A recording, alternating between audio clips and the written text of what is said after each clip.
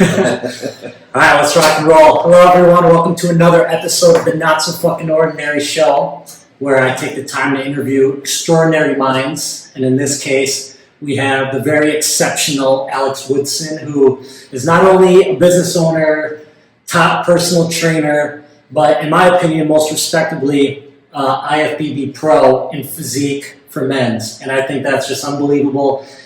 This is an opportunity for me to really dive deep into Alex's mind. This is someone who I've looked up to for a while now from afar. He doesn't know it, but he's been an inspiration for me in my own personal fitness journey, and now I get the opportunity to peek under the hood and see what makes this guy tick. Alex, how you doing, man? Thank you. All right, yeah, absolutely. So what I want to do is kind of go through some introductions, let people know who you are and kind of your fitness story, the origin story, if you will. And then I want to, like I said, dive into what makes you tick and what makes you perform at such a high level consistently. Sure. So let's dive in. Sure, sounds good. How long have you been training? I'm gonna date myself a lot. That's all right. I think it's important to, because it's a part of your story. Yeah, I think most of my followers know kind of my age, so I'm 48 years old now. But I started lifting when I was about 18, high school. Okay. Yeah, weight training class, so that's how I got started. And I just want to repeat that for everyone. He said he's 48 years old. It's hard to believe, but 48 years old, it's incredible. So you started at a young age. Yep. Why'd you get started? I think most kids or teenagers, when they start lifting, they just want to get bigger muscles, I guess, stronger, you know. That's pretty much it. I think I was, when I look back, I probably watched certain movies, certain characters like Incredible Hulk or something. I was kind of like, wow, the physique on that guy.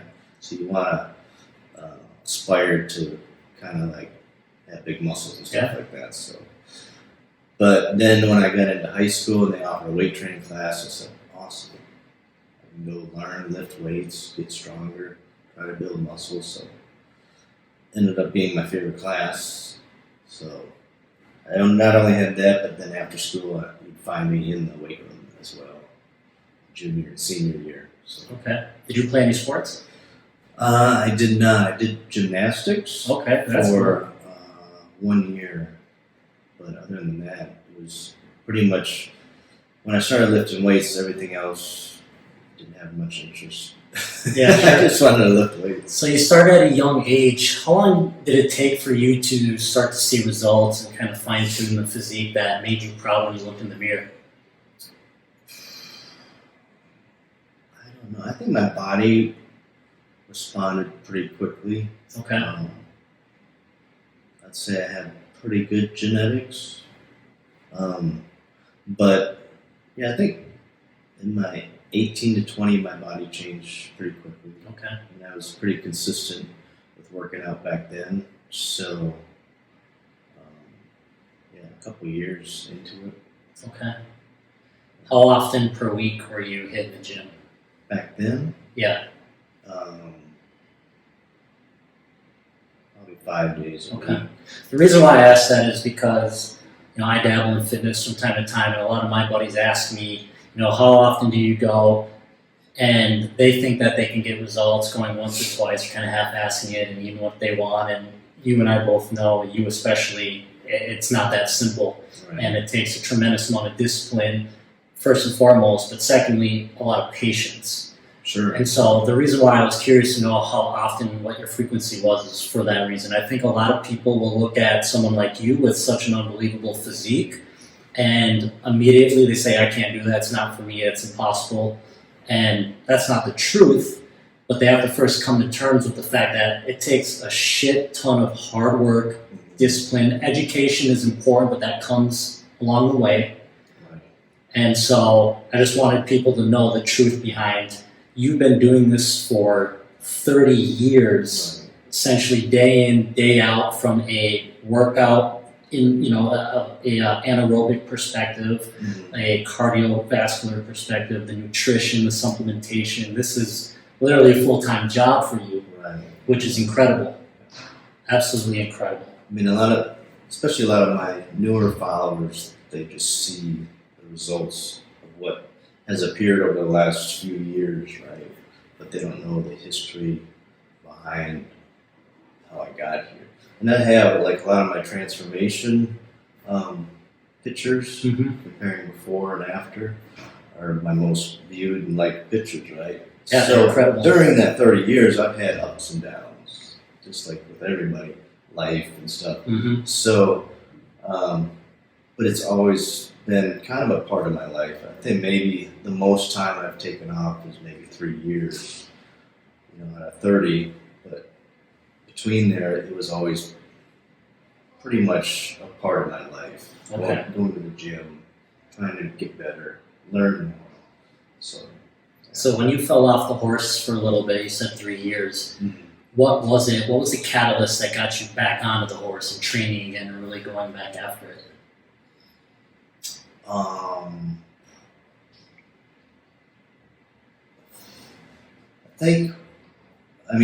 I felt out of shape,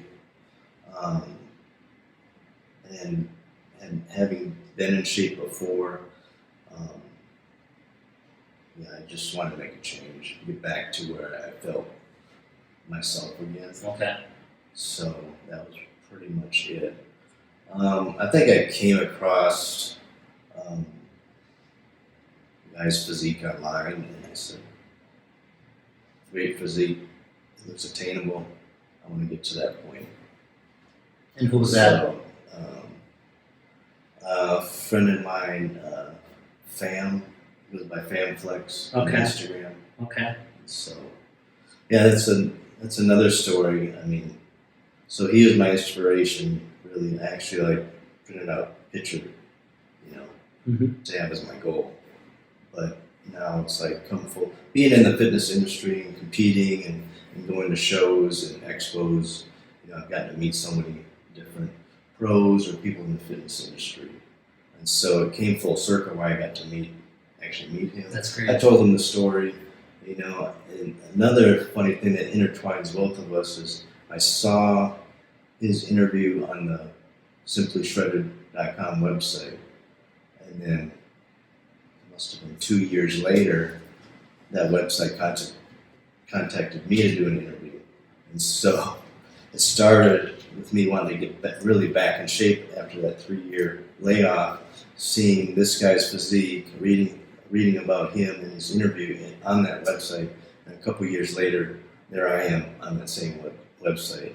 That's such a great story. And I remember specifically when I saw that article by Simply Shredded that came out, you had that iconic Christmas tree back shot, and of course that with the red shorts, the frontal showing your abs, I was like, wow, that's incredible. It's funny because you were someday aspiring to meet your role model, and eventually you did. I saw you years after your interview with Simply Shredded, and I've always respected you, like I said, and now here I am meeting you and getting to know you. So it's funny how the circle of life works sometimes. Yeah, it is. That's very cool. So, training your whole life, how old were you when you first started your first competition? Actually, I did one bodybuilding competition when I was 18. Okay. I was 18 or 19. Yeah, so I just fell in love with lifting weights and bodybuilding in high school. Might have been 17, 18, right? Okay. And of course, way before social media existed, the internet or anything, it was just magazines back then. Yeah. Books or magazines. So of course, you go to the grocery store every month, get the latest flex, muscle fitness, muscular development, and you just read up on these articles and these workouts, supplements, diets, and do your best to kind of implement them, try them out, and see if they work, see how they work for you. But so what was it? So what was your, so going back to when you're 18, you're first starting to compete, what was your goal at the time? Was your goal to be a professional bodybuilder, or was your goal to land one of those covers? What was it? Because I know that was the big thing. Now it's, can I get 1 million followers on Instagram? But even 10 years ago, it was amazing. There was nothing, like when I did that show back then when I was 18, I did a show because somebody said I had a pretty good physique for my age and Sure. I should try to compete. Yeah, so So too. when I was in love with bodybuilding, so I was like, okay, I'll give it a shot. I don't know, when I look back, I don't know why I didn't, like, why that was my only show, like, why I didn't do more. I'm not sure. So the next time I competed wasn't until I was 42. Oh, wow. So That's very interesting. Wow. So even with that whole gap, do you feel like you still train as if you were to compete? I feel like once you do a show once, you keep some level of standards. Maybe not to the extreme where you're going through peak week and loading carbs and all that stuff, but I feel like once you've hit some sort of pinnacle in whatever it is you do, you now hold yourself to very high standard. Do you feel like you did that after you first competed, or were you so young it was just like check the box and you just kept yeah, I training? think I was still too young and too fresh into it. Sure. I think, yeah, I still loved it, but the drive wasn't to try to do another show to get better. I don't know why. Yeah. It was just young, teenage kid, want to do other things. Yeah, there's nothing wrong with that. You don't have to have it all figured out. But yeah, I still love lifting. So Okay. I lifted every day. Still had best friend, training partners, go lift almost every day. So That's great. So now that you competed almost 20 something years later, tell me about that next show. Was that in bodybuilding?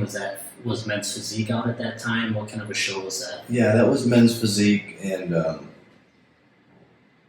had been so far like separated from the competitive bodybuilding and the sport. Like I wasn't like staying up to date with it. Mhm. Probably, maybe for 10 years or something. Sure. I still went and lifted and stayed in shape, but I didn't follow the sport as much. And so when I moved back to Minnesota in 2012, when I started working at the gym, some of the other staff there brought up that he did a show the previous year, and the division was called Men's Physique. And I was like, it's in a bodybuilding show. He was like, yeah. So what is this Men's Physique? So in my mind, it was just still bodybuilding. Mm-hmm. If you're going to compete, it's bodybuilding. So then he explained what Men's Physique was. I still didn't really get it, but he said it's more like a beach body look, and board shorts, swim shorts, or something. I said, okay. He goes, well, there's a show coming up in like a couple months. You should go check it out. Okay. So a couple months later, I went to the show just to kind of see what this division was all about. Mhm. I thought, I don't know if I want to do bodybuilding. I mean, I'm 42 years old. For me to put that time and effort to try to get big. So I don't know, at this point in my life, that's what I want to do, but what is this new division all about? So I had to go and kind of research. Went to the show just to see what level competition those physiques are. Yeah. Was that like the NBC North Star in It was, Burnsville? Or it was actually Oh, North Star. okay. North Star, yeah. Cool. And I went there and saw it, and I just thought, I think this is something that I can do. It's something I'm interested in. That's the look that I'm going for. Mhm. So after seeing that show and really deciding I wanted to do it, I thought I had the experience over the years of training myself, but even on my own trying to get very lean, I've never been able to accomplish that level of leanness. Sure. So I knew I needed help I had to change something in the diet. Right? So I reached out to somebody in the gym, asked him if he would coach me, because I had a little background on him through finding out about him through other people in the gym. And so I went up and asked him if he would coach me. That's something that he would do. He said, yeah. So he coached me for my first show, and he's coached me for every show since then. That's awesome. So, but yeah, I mean, that was the biggest game changer, is having a coach write you a plan, a knowledgeable coach that had experience and knew what he was doing, and then just following that plan and having a coach, you're more accountable as well. So, and then checking in, having them, look at my physique from time to time through prep. And so that was the big game changer for me. I was able to achieve that leanness that I wasn't able to achieve before. Yeah. And it worked out for the show. Right. So that was in 2012. I moved back in 2012. I think I went to the North Star in the fall of 2013. Okay. I decided to compete, and I got with my coach and decided to do the Gopher State the following spring, April 2014. Okay.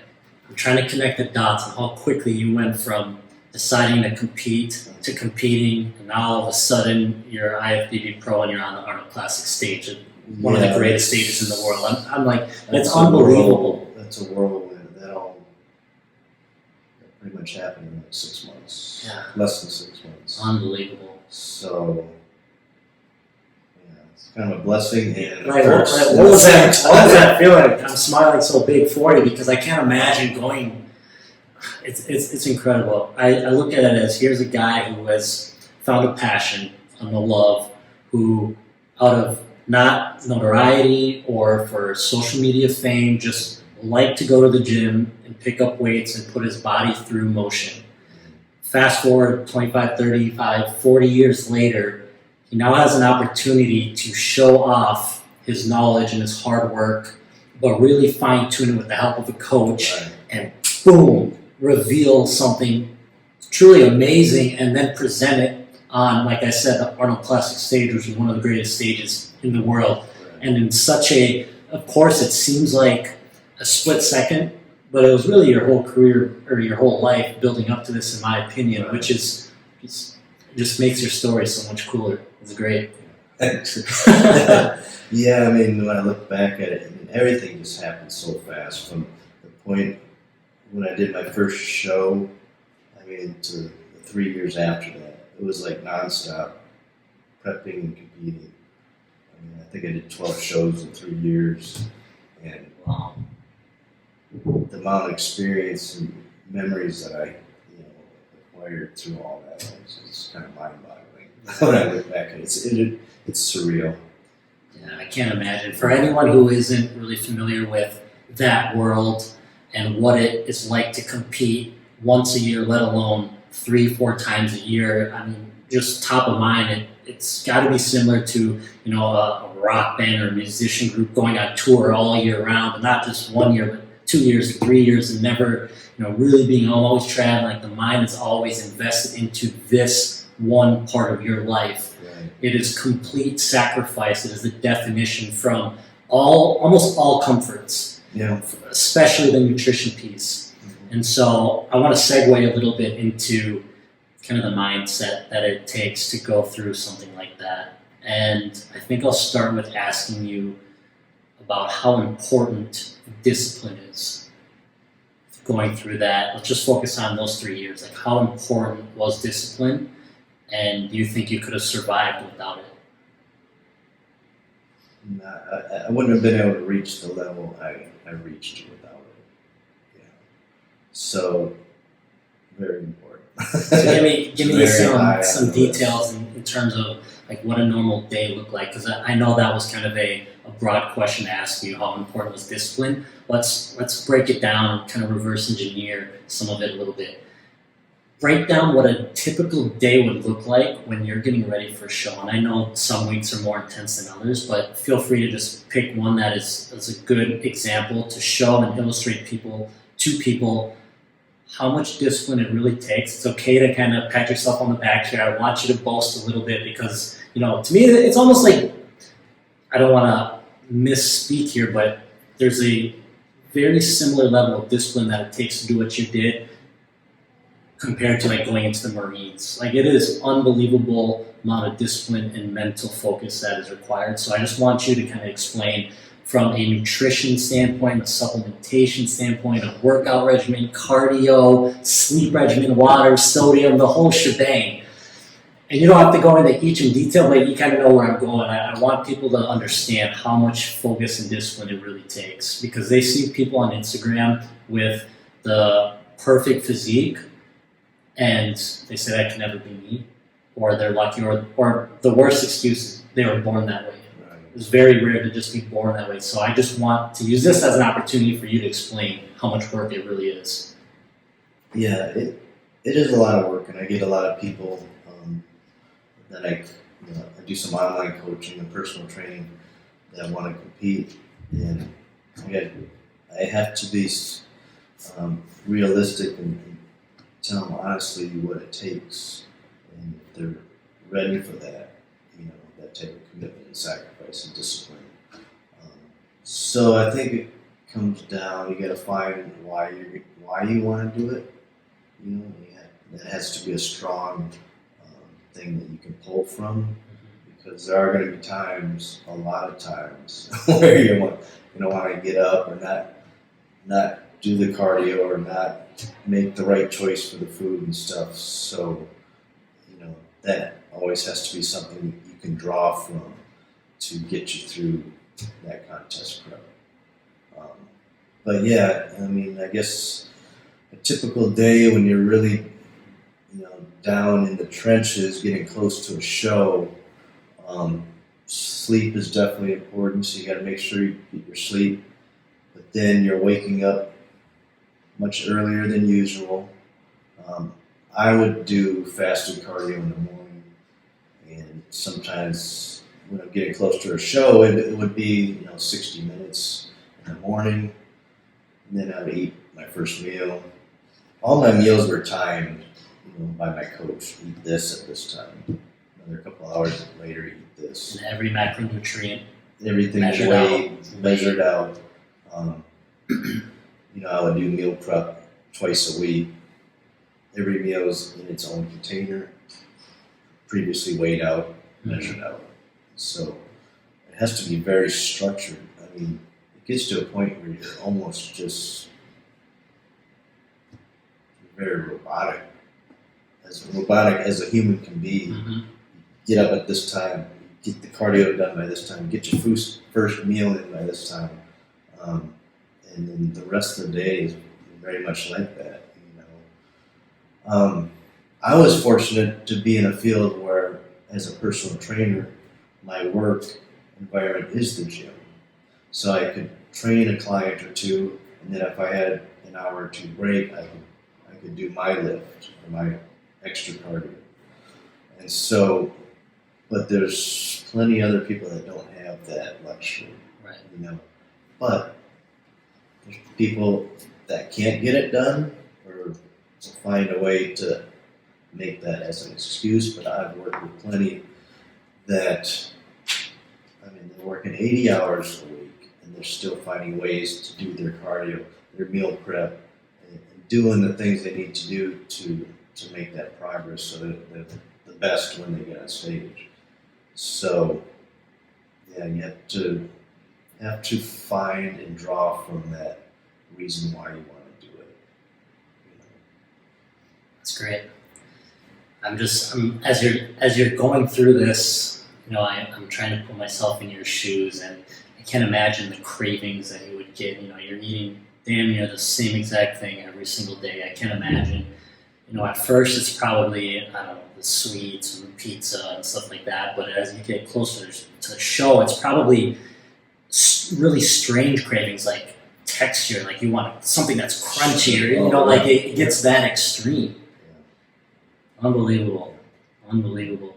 So reflecting on that process and the level of discipline that it took to go through that, would you say that there, besides just the physical appearance as the result of going through that process, do you think that there was any other takeaways that you got, whether that's just more confidence or the ability to follow through with the goal, or you feel like you can communicate with people better because now you have this sense of confidence, like, and just any example or anything in particular that you gained from that process?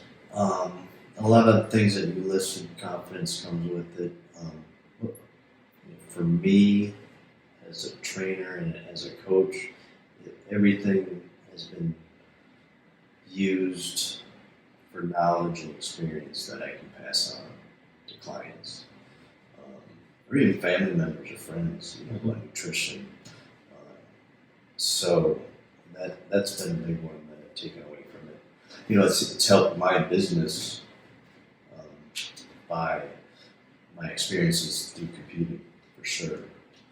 So not only the knowledge it's given me and the experience, but also the exposure I've gotten. It's grown my following base tremendously.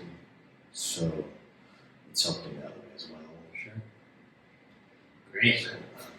So you've, like I said, you're a business owner, personal trainer, you have what I assume a lot of clients, been on the Arnold Classic stage. What's next for you? What goals do you have? Really, it's and it doesn't have to be in fitness. Just in general. No, it's like when you're competing, it's about yourself, and it kind of has to be. Because you got to be so focused and sacrifice so many things. And sometimes it comes down to other parts of your life, take sacrifice and things. But now it's, like I said, it's sharing my knowledge and experience with as many people as I can to help them on their journey, whether it's they want to compete, step on stage, or just achieve better health. That's great. That is my purpose now. I love that. And that's come from this. I mean, when I did that first competition in 2014, I didn't know. That wasn't my goal for that to happen. Mm-hmm. It's, blossomed kind of into that. That's awesome. Yeah, that experience is just unbelievable. You've been able to pave a path for other people to follow. Like you said, you're trying to inspire and educate and motivate people. I think you've done a fantastic job to people directly, and as I mentioned earlier, indirectly, you had no idea that you inspired me and motivated me and educated me from afar, which you absolutely have, so I thank you for that. My last question for you is, let's pretend I'm someone who has recently started my fitness journey. I feel like I've been giving it my all, but I'm really plateauing and I'm starting to get a little discouraged. Do you have any words of encouragement for me, or anything that you would suggest that I do to keep the fire and the motivation alive? I would have to first find out what you've been doing the past 6 months to a year. Why is it giving you that result or that feeling? And so it's probably something will need to be changed, whether in the workout. Again, reassessing your goals. What have you accomplished so far, and where are you trying to go, and figure out why you're plateauing. So Couldn't have thought of a better answer. That's proof that he's a top trainer, because most people would have given me a canned answer, maybe a generic words of encouragement. But I can tell you've been doing this for a long time, because you're trying to understand everything that makes me tick, what I've been doing up until this point. So kudos to you. You answered that perfectly. It wasn't a test, but you nailed it. Where can people follow you? Excuse me. Where can people find you, follow you, find out more about you? My Instagram is Alex Woodson Fitness. My website is aw-fitness.com. Let's see what else. That's about it. Fantastic. Facebook, I think, is facebook.com/Alex Woodson Fitness as well. Okay. So Everything's Alex Woodson Fitness. There you go. Alex Woodson Type that Fitness. in, you'll probably find me. Perfect. Google me, Alex Woodson, IFBB Pro. You'll find me. It'll all pop up. You'll see this guy's physique. It's going to blow your mind. Alex, I really appreciate your time today. Yeah, thank you. Thank you. Yeah, it's been a real pleasure. For everyone listening and watching, please find us on Anchor, Spotify, YouTube, Instagram. Make sure to check out Alex Woodson on all of those platforms as well. Give him a like, give him a follow, contact him if you need any fitness advice. Hope you guys enjoyed this episode. Till next time, take care. We're out. Nice, man. Good job. Thanks. That was awesome. Thank you. Nice work.